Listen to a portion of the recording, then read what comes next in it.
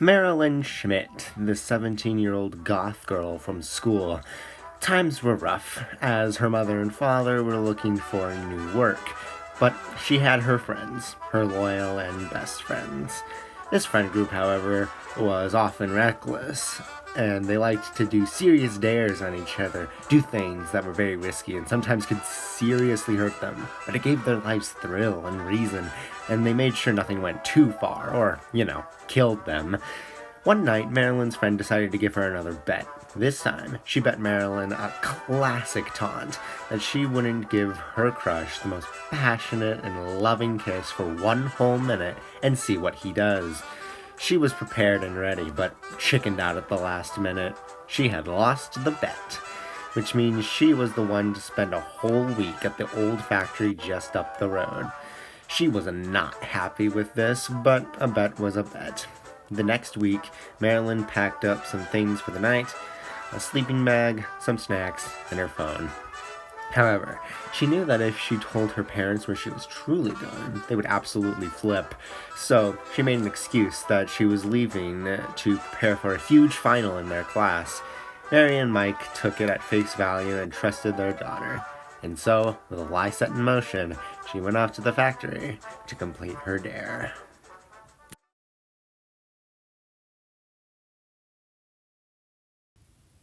Marilyn started her week.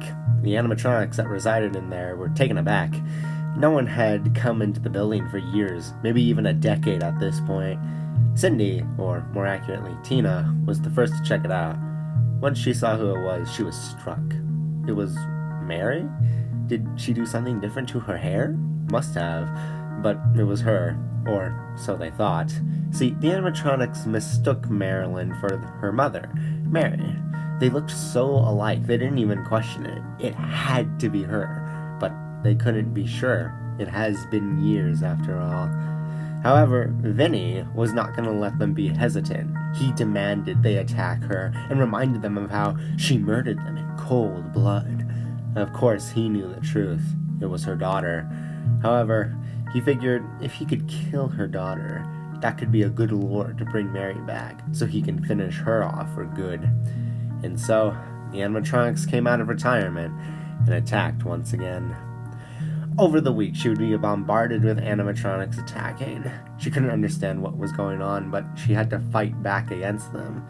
However, it was proving to be a toll on her. Nearly dying every night gave her nightmares and terrible visions of the past. She would start to uncover the truth behind the robots, both in her visions and the papers from the old factory. They were possessed by the children that went missing all those years ago. On that Friday, she confronted the robots, not with violence, but with words. She spoke to them about the past and the hurt they must be going through. She was able to calm them down. The spirits were just too broken at this point to continue to fight. They didn't want to hurt anymore. They just wanted to be set free. But Vinny told them that she must die in order for that to happen. Marilyn finally understood why they were attacking. They mistook her for her mom. It all made sense now. She continued, saying that she would help the spirits in any way she can. The animatronics calmed down and agreed to her kindness. Over the week, she would treat them with fun, games, and food, while also trying to think of a way to set them free.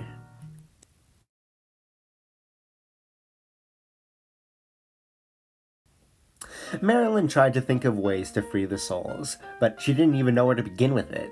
How does one free a soul? Wait, she figured it out. Her mother, Mary, knew the most about these guys. After all, she did work at the old candies for almost 5 years. So she went to her mother and told her about the factory and how they're all still here, stuck in the suits.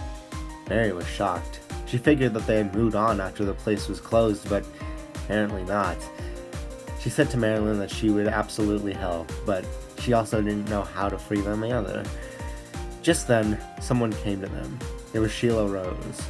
She discussed how the closing was caused by her hand, and she had to get the animatronics all together so that they can get burned in a final blaze of glory. She tasked them to go back to the factory and end it all. Mary and Marilyn returned to the factory the next Friday. Marilyn stayed outside to open up the gas pipes inside so that the fire would be more powerful and spread quicker. Mary went inside to light the fire. As she went through, Mary ran into the rat and cat, Roger and Charles. For the first time, they didn't fight. They talked. Rat and Cat gave a sincere apology to her. They had thought she had ruined their lives for so long, but they finally realized it wasn't her fault. Marilyn showed them that. Mary forgave them and explained what she had to do. They didn't stop her. She then ran into Candy, Tim. She told her how he expected to see her eventually. He yelled and explained the pain he felt, the pain everyone is feeling, how they've been trusting Vinny and how they just wanted to be set free. Mary explained that she was here to do that and apologized to him that it took so long to do. Candy broke and cried in Mary's arms. She confronted him and promised that he would be set free along with all of his friends tonight as she comforted him. Candy then asked the difficult question, why did she kill them? Before she could answer, Vinny came in all cocky, saying things like, yeah, Mary, why did you? And then she snapped back. She demanded Vinny tell the kids the truth, that it was truly Vinny that killed them and brainwashed them into being his puppets and attacked her and her daughter. Vinny got dismissive, but as Mary went on, he got more and more nervous. Candy and the gang were thinking it over, looking over all the points. They remembered. It wasn't her. It truly wasn't. It was him. It was Vinny. And they have been lied to this whole time, being used as puppets. How could he? Mary told them he knew who to attack now. She lit the match, looking into Candy's eyes, and dropped the flame. And then, boom! The place exploded in a huge fire. Mary quickly started to get out of the building, but Vinny chased after her, desperately trying to keep her inside it. But Candy and his gang had it. They attacked him, and it was brutal. One by one, each animatronic had their hand out at getting their revenge and anger at him. But the final ones were Rat and Cat, and they didn't hold anything back. He was the one that ruined their lives, their dreams. Vinny's physical form was mangled beyond repair or recognition. They had done it. Vinny, Nathan Richards, was no more.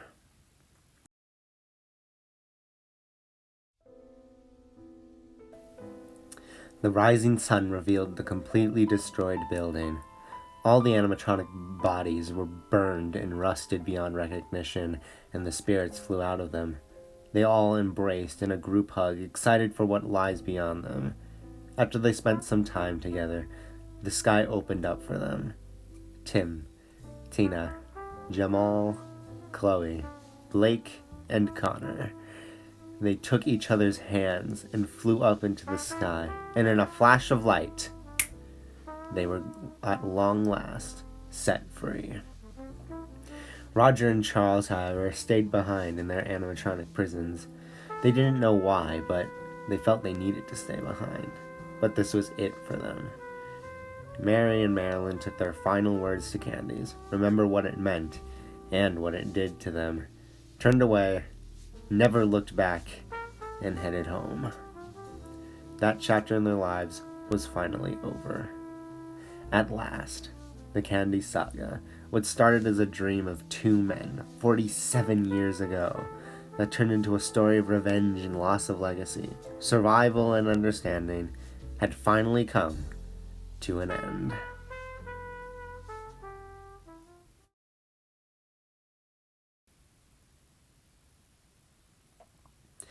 A woman stands before the ruins of a long-abandoned factory, now purchased by Sweet Times Incorporated, and much of it was cleaned up and shipped off. She was never truly accepted by anyone. She was an outcast, pathetic, a freak by many, as she was born with two different colored eyes. Veronica took a breath and said, "I don't belong here. I don't belong anywhere." As she looked on, ready to claim her own life, a voice came to her. "I can make you belong." Nathan Richards had just nabbed a new puppet.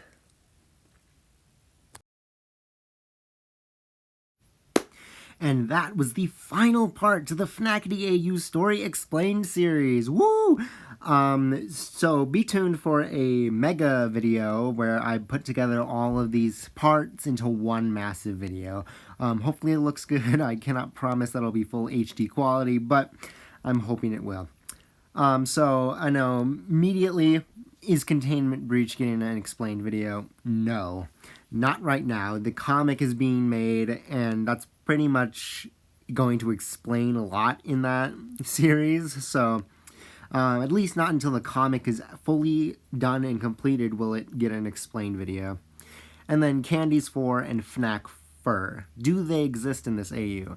I will say yes, 100% they do, but I can't do explained videos right now because they're not out yet. And so once they're out and I've played the games and I understand their stories, I can start to fit it in my AU and they will get explained videos. So how FNAC 4 fits into the FNACITY AU and how FNAC Fur fits into the FNACITY AU. If you go to my community post right now, there's a question, Q&A, asking what questions you guys still have about the FNACITY AU. Things that may have not been explained to its fullest, or details that maybe you want fleshing out on. Go ahead and ask your questions there on the community post. Right now, it's up.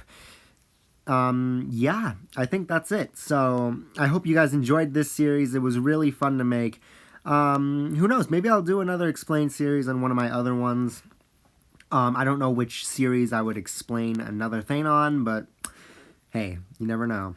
So, I hope you guys enjoyed this series. It will return once the games get finished and all that. So, and then stay tuned for the final questions answered video. Alright, so have a good one, and I'll see you guys in the next one. Farewell!